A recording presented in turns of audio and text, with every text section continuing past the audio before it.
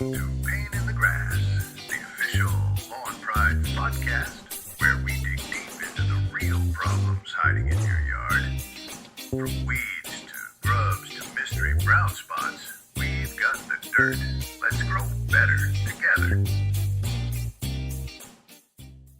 Welcome to the deep dive. We dig into the details so you can get instantly well informed. And today we're tackling something really close to home for a lot of us. Why do our North Carolina lawns just seem to, well, give up during those hot, humid summer months? Our mission here is simple. Give you the key insights, a shortcut really to understanding what's actually happening out there in your yard and, more importantly, what you can do about it. Some real steps for real change. Yeah, absolutely. If you've ever, stared at your brown patch in July thinking, wait, wasn't this green like last month? No, You're definitely not alone. It's a super common frustration. So our goal with this deep dive is to kind of connect those dots for you, help you get past the confusion and onto some confident actions that actually work. Okay, let's jump right in then. Why are North Carolina summers so uniquely tough on grass?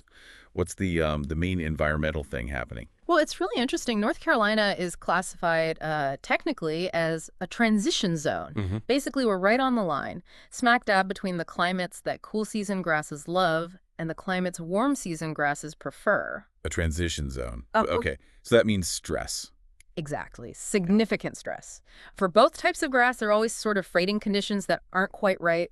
Too hot for one type sometimes, and maybe not consistently warm enough for the other. Your lawn's kind of always on edge, That on-edge feeling. Uh-huh. Can you paint a picture? Like, what's that actually like for the grass? It's not just the heat, right? We get these crazy weather swings. Oh, absolutely. It's way more than just the temperature. Think about trying to run a marathon wearing like a heavy winter coat. That's pretty much what your fescue lawn feels like mid-July here. Wow, okay. You've got the high heat day after day sometimes, then that spiking humidity that just hangs in the air, plus these periods of drought where it's bone dry, and then boom, a surprise downpour that just floods everything. It's a tough gig for grass. Yeah, especially the cool season ones like fescue. Especially fescue, yeah. It's just not built for, sustained 90-degree plus days with that humidity. It struggles. But look, even the warm season grasses, Bermuda, zoysia, they're tougher in heat, sure, but they can still really suffer if they aren't cared for properly in these conditions. They need help too. Okay, so that transition zone climate sets the stage. Given that challenge, what are the specific ways our lawns tend to fail? Yeah. What are the key stressors we should know about? Right. There are usually a few main things that gang up on the lawn. First off, often it's inconsistent watering. You mean like waiting too long, then soaking it? Exactly. We get those long dry spells, maybe rely on the occasional thunderstorm. Yeah. But most lawns really need about, say, 1 to 1.5 inches of water per week. And crucially, they need it consistently. When it's sporadic, the roots stay shallow. Ah, shallow roots. So they can't reach deeper water when the top gets dry. Precisely. Shallow roots equal weak grass. Simple as that. Okay, what's next? I bet mowing comes into play. I see people cutting it super short in the summer. Bingo. Improper mowing is a huge one. Cutting it too low, people call it scalping, especially when it's hot and sunny. It's like giving your grass a sunburn. It removes its protection, stresses it out, makes it way weaker. And then there's the ground itself, right? The soil. We have that heavy clay stuff here. Yes. Poor soil health. That compacted clay soil is so common across North Carolina. And if you don't do things like aeration, pulling plugs to let air and water in or add amendments, well, the water and the nutrients just can't get down to the roots. It's like the lawn is starving from below, even if you're watering and fertilizing the surface. Makes sense. It can't use what it can't reach. Right. And then, of course, you've got the invaders, weeds and pests. Ugh, crabgrass. Crabgrass loves the heat. Grubs chewing on roots underground, army worms appearing seemingly overnight. These guys thrive in summer. And they compete hard with your lawn for water, for nutrients, and often they win if you don't intervene early. They can take over weak spots fast. Okay, one more. You mentioned incorrect fertilization timing. This one feels tricky. Wouldn't you want to feed a struggling lawn? It seems logical, right? But it's often the opposite, especially for cool season grass like fescue in the summer.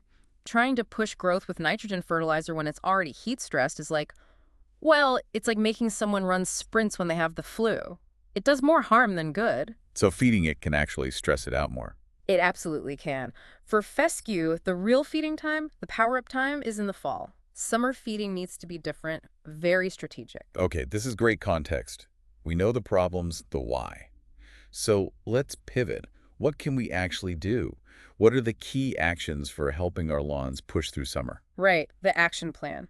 This is where strategy comes in. Let's start with smart watering. The goal is deep, infrequent watering. Aim for that 1 inch, maybe 1.5 inches per week, and that includes any rain you get. And timing matters. Oh, hugely. Water early in the morning, like between 4 a.m. and 9 a.m. maybe. This cuts down on evaporation from the day's heat. Plus, the grass blades dry off before night, which helps prevent fungal diseases. Good tip. Sprinklers or hoses? Either can work. A sprinkler system, if set up right, or even soaker hoses can give you nice, even coverage. The key is getting the water deep into the soil. And one really important point. If your fescue goes dormant, turns brownish, don't keep watering it heavily. That just helps the weeds and can stress the dormant grass. Light, infrequent watering is okay to keep the crown alive, but don't try to force it green. Got it. Less is more for dormant fescue. Okay. Mowing, you said don't scalp it, so what's the right way? Optimal mowing practices, yeah. First, raise that mower deck. For tall fescue, you want to be mowing at like 3.5, maybe even 4 inches high. That seems tall. It is, but taller grass does two critical things. It shades the soil, keeping it cooler and retaining moisture, and it literally leaves less space for weed seeds to sprout. Also, stick to the 1/3 rule. Never chop off more than 1/3 of the blade height at once. It shocks the grass. Okay, 1/3 rule. And sharp blades? Always. Dull blades tear the grass. They don't cut it cleanly. Tearing leads to ragged edges, stress, and makes it more open to disease. Oh, and mow when the lawn is dry. Wet grass clumps and cuts unevenly. Right. Now back to that compacted clay soil. How do we actively improve soil health? Two main things. Regular aeration is key. Annually is great, especially for heavy clay. And consider adding soil amendments like compost. But honestly, the best starting point is a soil test. Get one done through the NC Department of Agriculture or a local garden center. Why a soil test specifically? Because it takes the guesswork out. It tells you exactly what your soil pH is, what nutrients it's lacking, whether it needs lime or specific fertilizers. You can't build a strong house on a weak foundation. Same for your lawn. Soil is the foundation. Good analogy. Yeah. Okay, dealing with those weeds and pests, how do we get ahead of them? Proactive is the name of the game. Control weeds before they get established because they steal resources. Use preventative treatments. That means pre-emergent herbicides in early spring. They stop weed seeds like crabgrass from even sprouting. So stop them before they start. Exactly. Then apply grub control preventatively in early summer before the grubs get big enough to do major root damage. And if pests like armyworms do show up later, have an appropriate insecticide ready to treat affected areas quickly. Timing is just critical for prevention. Makes sense. And finally, strategic fertilization. We know not to push fescue too hard in summer, so what should we do? Right. It's about the right nutrients at the right time. For summer, you want a fertilizer that's lower in nitrogen, but maybe higher in potassium and iron. Potassium really helps with drought tolerance and overall stress resilience. Iron helps with greening without forcing a lot of blade growth. Okay, so special summer blend fertilizers. How often? Right. Generally, a light application in early summer, late May, early June, and maybe another light one in late summer, late July, early August. But again, watch that calendar. Don't fertilize cool season grasses like fescue past mid-August as they start preparing for fall growth and then dormancy. Remember, for fescue, fall is the prime time for overseeding and the main feeding. For warm season grasses like Bermuda, you feed them consistently through early summer, then start tapering off in late July or early August. And what if you're putting in a new lawn, or maybe overseeding bare patches? Any specific grass types to lean towards for NC summers? Definitely. If you have the option, really consider drought-resistant varieties. Warm season grasses like Bermuda, Zoysia, or Centipede are just naturally better equipped to handle our summer heat and potential dryness. They'll generally struggle less than fescue. Good to know. Any other quick tips for summer yard care? One more thing. Think about mosquitoes. Summer means more outdoor time, but also more bugs. Make sure you eliminate any standing water around your property. Bird baths need fresh water often. Check gutters, tarps, even kids' toys.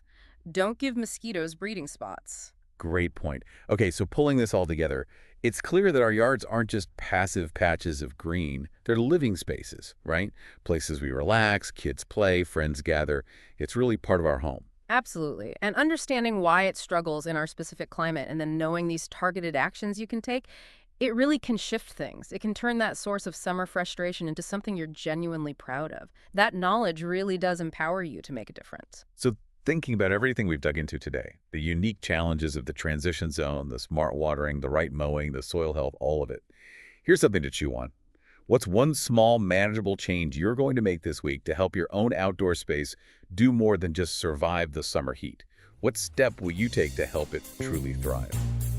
Thank you for listening to the Pain in the Grass Fodcast, sponsored by Lawn Pride of North Charlotte, Huntersville, your go-to name in turf care for homeowners and businesses seeking beauty, quality, and reliability, powered by family and fueled by passion. Until next time, make sure to take care of that pain in the grass.